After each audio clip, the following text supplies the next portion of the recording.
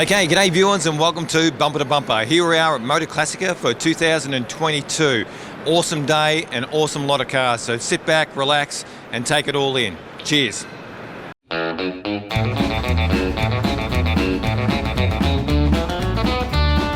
Ever since I was a child, I've loved automobiles. My father drove a V8 Dodge with big old shiny wheels. To him it was just transport with little to endear, but that old car would set the course for me throughout the year. Bumper to bumper, we love them old cars, be it Ford or GM or be it...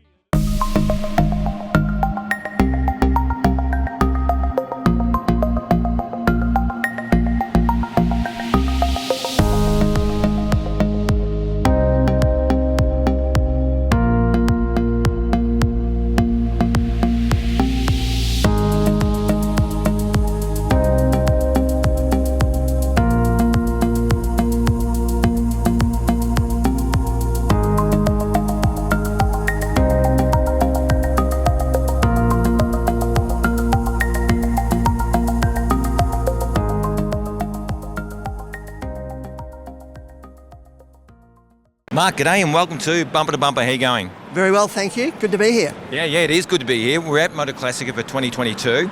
Great to have the doors open at the Royal Exhibition Buildings in Carlton. We've got a fantastic display of cars over here. First of all, what do you do here, Mark? So look, I've been involved with the event for the last 10 years on the curatorial board, and for 2022 I've drawn the short straw and I'm the chief curator. So very excited to be involved as always, and certainly very excited to be back. All right, now what does the chief curator do? So look, we have a curatorial board of about a dozen people. Yeah. So our role is to essentially curate the cars and bikes for the event. Right. So once applications open, people can submit applications organically to have their car displayed here. We also curate a lot of the shows, so we have particular themes for each year. Yeah. So for example, if we're curating Ferrari, as we are this year, to celebrate their 75th anniversary, we would liaise with the Ferrari Club or other Ferrari specialists to assist, because that just gets them involved, and quite often they know where the really good cars are. So when people want to come to Motorclassica, what is the essence of Motorclassica and what's it all about? What's the DNA? So look, I guess what we're trying to do is, celebrate motoring.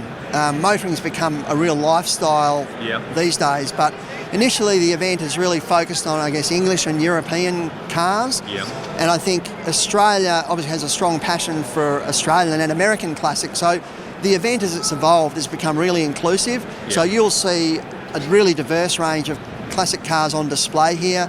A lot of them are actually in the Concours d'Elegance as well. The other thing people are craving is to see more modern supercars. So the challenge for us as an event is how we actually include those cars in effectively a classic car event.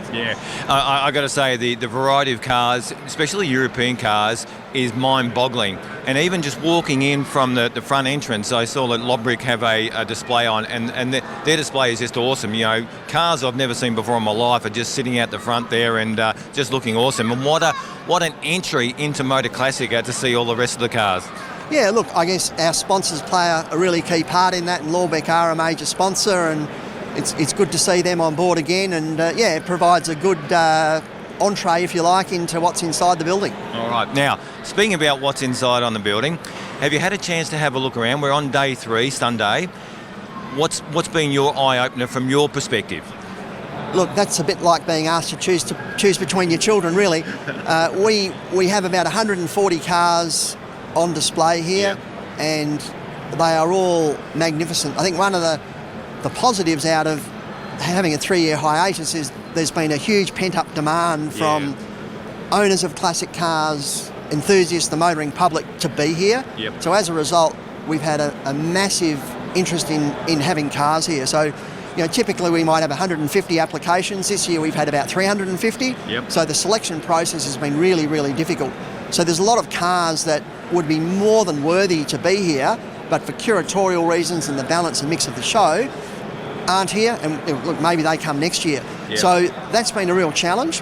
So the quality of the cars is outstanding. So look, some of my highlights in the Ferraris, there's a magnificent Ferrari 365 GTB4 Daytona. magnificently restored car by Cavallito Motorsport in Sydney. We'll give them a plug. Yep. Is one of my favourites. There's 2 Lamborghini Miuras on display here, both exceptionally restored cars. Just behind us we have a wonderful pre-war MG, an MG PA Airline Coupe, which is an extremely rare car. And has been magnificently restored. That has a rosette on it. Yep. We have a Mercedes-Benz 540K, which is, again, that car, I think, won its class at Pebble Beach in 1989. So an exceptional motor car, also has a rosette on it. Yep. And, you wander down any aisle and there are some amazing cars. Yeah, it's just, for Australia, it's quite an incredible turnout of cars. Well, you've done pretty good just about to cover every car in the whole Motorclassica, mate. Oh, look, you know what? And I easily could, because I think that's the quality of what we've been able to assemble. So, it's just so exciting to be back. I walk in the door every morning and I feel like a kid in a lolly shop, which is fantastic. Which is really good. All right, Mark. Well, I want to say thank you very much for being on Bumper to Bumper and you. taking the time out to have a chat to the viewers and also to myself, so that we know that we can see what's happening, and hopefully next year people come on, get on down to Motorclassica, because it is a very unique and well thought out show. So well done to you and all your team. Thanks for having us, and we look forward to seeing you again real soon. Okay, cheers. Thank you.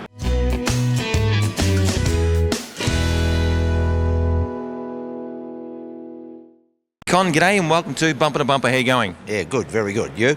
I'm going well. Got to be pretty well, because we're here at Motorclassica for 2022, and right behind me is your '69 Mach 1 Ford Mustang. Yep, that's it. Mate, how long have you had it for? 13 years. All right. Yeah. And what made you buy this car? I just always loved them when I was a kid. Yeah. Yeah, just the look of them, and just got in a position to buy one and bought it. All right. Now, tell me about the running gear in this car. It's a 428 Cobra Jet, primarily built for drag racing in the day. It's got a 4-speed top loader, traction lock diff, and staggered shocks to keep it, keep the bottom down. Yeah. That's about it. It's just a nice machine. All right. Now, was it always in this condition when you got it? I brought it in from the States. Wasn't bad, but wasn't good. Yeah. I ended up stripping it pretty much. Yeah. Then had a mate of mine, Nez, detail it. Mm-hmm. And here we are. All right. Original colour, and what is the colour? Factory colour. Yeah. Black jade, made it for 1 year. And that's it. All right. Now, with the Cobra Jet, what's unique about the Cobra Jet for the people who don't know? Well, they made the Cobra Jet was, as far as I know, basically built, like Ford built the Bosch 302 for circuit racing, the Cobra Jet for drag racing, then they built the Bosch 429 for like NASCAR racing. Oh, okay. Yeah, Just so to keep back, on going up and yeah, up. so back in the day, they just, to compete against all the rest, they just developed all these big blocks, Yeah. and the small block 302 for competition. All right. Now, do you get this car on the road or not? Oh, yeah. Yeah? Yeah, it's a road car, don't worry about that. Oh, okay. And what's it like to drive? Is it a bit of a beast to drive? It's terrible. It's hard work. Yeah. Well, Power steering or not? Power steering, but it's manual. You can't see out the back. Oh, yeah. Left-hand drive. Yep. It's a bit of a job. Okay, but probably a lot more better driving in the country rather than in the city, maybe. Oh, yeah, on the freeway, it's not bad. Oh, yeah. It'd get up and boogie, wouldn't it? Oh, it goes. Yeah. It's got a lot of torque. Yeah. Now, you've been here for the last 3 or 4 days. How has it been going? Oh, it's great. Yeah? Yeah. Good crowds? Yeah, a great crowd. Good crowd. Yeah. Everyone's respectful of the car. Yeah, which is good. Yeah. There's plenty of cars to see. There's a great arrangement of cars. Yeah. Huge. A huge variety as well from everything. Yeah, I'm blown by the quality of the cars. All right. Has anything taken your fancy in the sense of something you wouldn't normally look at? There's a couple of Mercedes over there. Yeah. Yeah, the AMGs. All right. Not going to trade in the old Mach 1? No, I wouldn't get enough for it. Yeah. All right, Con. Well, I want to say thank you very much for being on Bumper to Bumper. No worries. You have a beautiful Mach 1. Well done, and great to see you at Motorclassica enjoying the, let's say, the limelight the car deserves as well. Good on you. Thanks very much. Okay, cheers, mate. Ciao.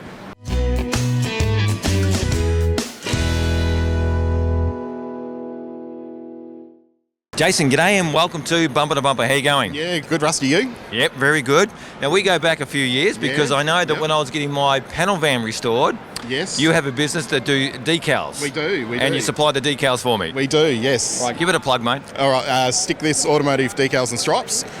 So we, I guess, service the restoration industry for their engine-based stickers, Sandman stripes, Monaro stripes, everything basically. So Fantastic. Now, we're here at Motorclassica for 2022. we are. And you've got your beautiful looking panel van, mate. So obviously you know that I'm into panel vans. I've got a yellow, chrome yellow one. Yep. And you've got yours here. So tell us a little bit about this. So it's a mint julep HX Sandman panel van. Yep. 253, 4-speed. Fully restored to very original paint markings, everything. So All right. gone to a lot of effort. Yeah, it has like you've gone to a lot of effort and you've only really briefly gone over it. So give me a little bit, what was the car like when you first brought it? Pretty average. Had a lot of rust like they all do. Yeah. A fair few dents as well, which we had to try and straighten out. Yeah. The guys that did, I did a lot of the bodywork myself, but the guys that finished it off did a brilliant job. So, very, very happy. It was, like I said, it was pretty average. Now, is it an original Sandman? Most definitely, yep. So it's an original XX7 option Sandman, Adelaide built, so I don't have it on the tags, but so the lower rated. Okay. Now, how do you identify an original Sandman? Because it's very hard. I remember doing years ago trying to identify it, but there are only some subtle little things. How long just this segment can go for? Okay, let's stick to your car then. Look, there's lots of little things, but I guess a 2-seater is a good start on a base model, so an M in your model is a good start, but that doesn't necessarily make it a Sandman. Yeah. All right. Now, you've restored the car. Been a lot on Facebook about your car, so I've seen it over its journey, and now you're reaping the fruits of your labour by going to a lot of car shows and enjoying a lot of things. What have you done recently? I know you've done the Nationals. Yeah, we did the Van Nationals, did pretty well there. I guess Motorex went to that one.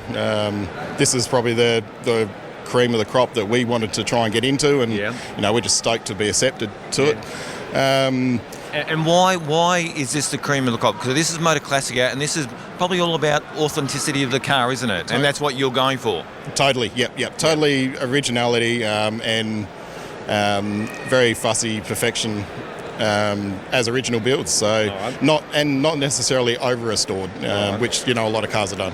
All right. Now, when you say not over restored, you mean to the perfection of what they're trying to do, or because a lot of people restore a car and they'll say, okay, we have to get everything right exactly as it came out of the factory.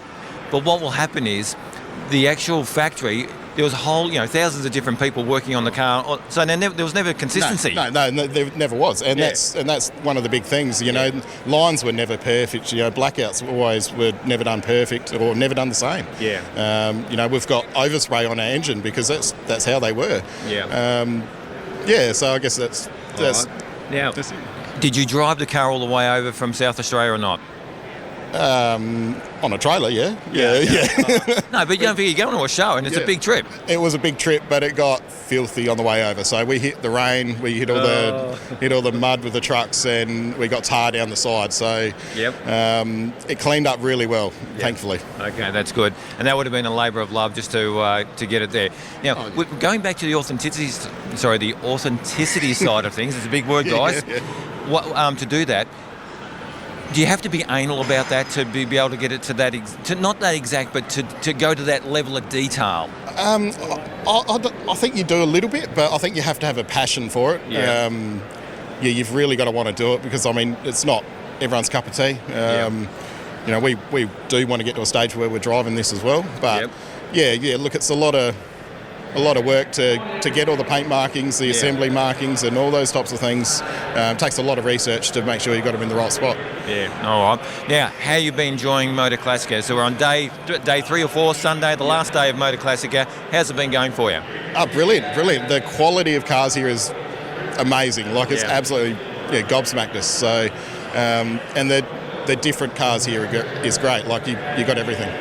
I think that what's starting to evolve in the classic car scene is that your Holdens and your Fords and your Mopars, people are starting to appreciate European cars for what they're worth as well. And this show really allows that to occur, because you can look at some of these cars in what we're looking at today, and they're just fantastic. They're gorgeous. They're works of art. Yeah, exactly right. Yep. No, totally agree with what you're saying. Yeah. All right. Well, I might do the interview by myself. Yeah, well, you don't know me.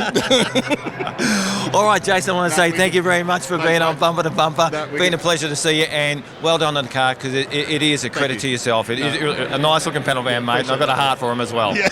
Excellent. Thanks, mate. Cheers.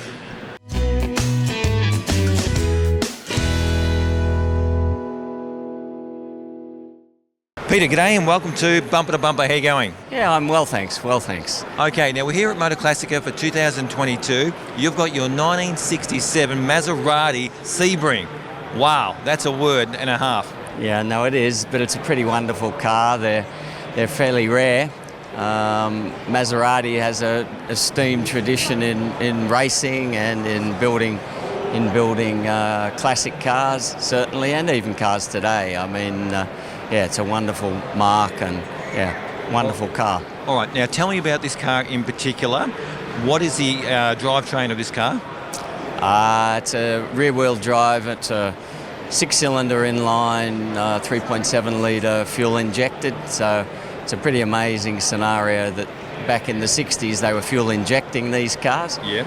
Comes with four-wheel disc brakes as standard. That's the way it came out of the factory. Yep. It's one of only 7 that came to Australia. Right. There's only 22 of them in the world, right-hand drive. Okay, so the big question is, how did you get hold of a car that's only 7 in Australia and 22 in the world? I bought it about 3 years ago. It was a restored car then. I bought it from a gentleman in Adelaide. Right. And then I've sort of done quite a lot to it since then. Yeah. Just to keep it into it, to bring it really up to a further Concours condition. All right. Now, why have you brought the Maserati? Obviously, you've said to me before off camera, you've had a couple of cars, Ferraris and the like. What draws you to the Maserati? I think it's the beauty of the cars. Italian European cars of the 60s. Nobody designed cars better than the Italians, in my opinion. They're just not only beautiful to look at, their engineering is sensational. They were ahead of their time, as I say, with four-wheel disc brakes, fuel injection back in the 60s. Beautiful to drive. They're a GT car. I drive it a lot. Ballpark figures, what's a car like this actually worth then? Somebody tried to buy it off me earlier and offer me 1.1. And I wasn't, I don't want to sell it. Yeah. I'm just trying, because a lot of people who probably watch the show probably wouldn't have an idea what these, out of a lot of people's reach, to get an understanding, because a car like this, trying to drive a $1.1 million car around the streets of Sydney to Melbourne and the high country, you've got to be very careful. But at the end of the day, you've got to put that to the wayside and say, I want to experience the car for what it is.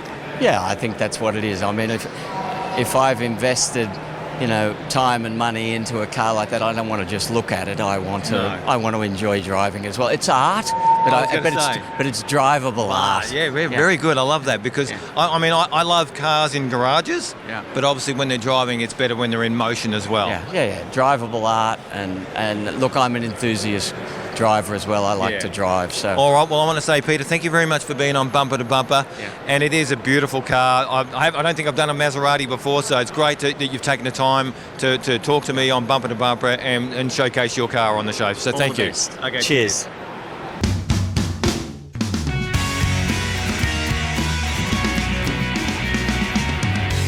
Tony, you do petrol Bowser restorations. Yes, I do. You're here today to talk about some Highboys, though. So what are Highboys? Well, Highboys is a still-sealed unit that contains engine oil. What the oil companies used to do is they'd bring their oil tankers to the service stations, and they fill up a large tank, or the Highboys, as we see here. Yeah. And what the driveway attendant's job used to do is fill up these glass bottles, place them in the rack onto the driveway, and then when a customer comes in to fill up their cars with petrol, not only do they fill up their cars with petrol, but they check their tyre pressure, water in the radiator, and also oil in the engine. Now, a lot of work involved in regards to creating these Highboys? Absolutely, lots. What I've done, I've picked up an original Highboy, taken the dimensions out of that, and I've remanufactured all the pieces for a Highboy. Right, so these are actually the reproductions that you're manufacturing yourself based on the original specs of Highboys. Yes, they are. You can use them if you want, because I can make them to hold oil. Yeah. They're mainly to put the Highboys in front of your car, just for display. Right. So we're in my man cave at the moment. We're going to do some filming of the Highboys, but I've got to say they look fantastic as a backdrop in your man cave as well. Hence the reason why so many people want them. Absolutely. Look at the livery. They're called liveries, what the petrol companies put on. Yep. They're sensational. They look beautiful. Yeah, they do. They're an art in themselves, a bit of artwork for your man cave as well. All right, we'll look at the first process of the stage that you go through to create these Highboys and what the finished product may look like. No problem. Here we have a Highboy that I've reproduced. I'm using 1.3 millimeters mild steel. I've put some supports on the front and the rear for structural support. The old Highboys, what they used to do, they used to bounce inside here, they used to cave in. What I've done, I've put the supports in here and they're structurally sound. So once I put the cover back on, it's pretty tight. Here we have the top of the lid, which I've manufactured where the oil dipstick goes into here. I've manufactured this piece here where the lid goes on, and also I've manufactured this slip here so the strainer sits in there correctly where the lid goes on top. These holes here are for the castings or the actual Highboy pump. So once it's done, it's just placed in like so. If it came to choose just one, you never could decide.